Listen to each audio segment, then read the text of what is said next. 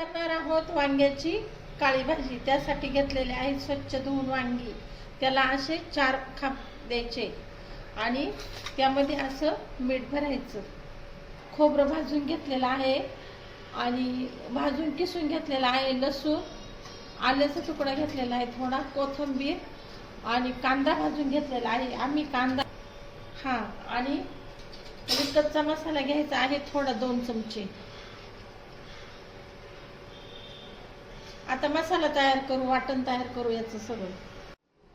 आपण मसाला वाटून घेतलेला आहे सगळं। यातच आपण गरम मसाला, घरगुती मसाला आणि तो कोथिंबीर मसाला टाकलेला आहे। त्याच्यामुळं वरतून टाकण्याची काही आवश्यकता नाही। आता हा मसाला आपण वांग्यांमध्ये असा भरून घेऊया।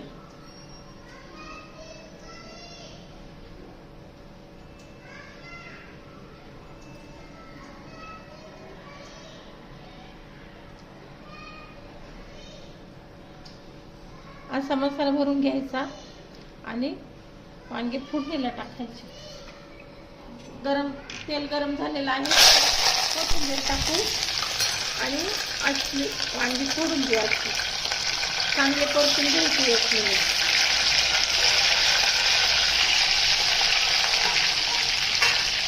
टाकायची।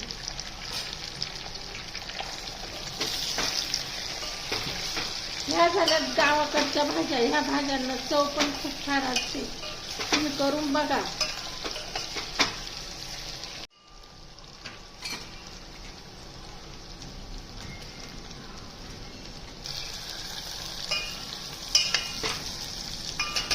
आता आपण राहिलेला मसाला त्यालाच परतून घेऊ।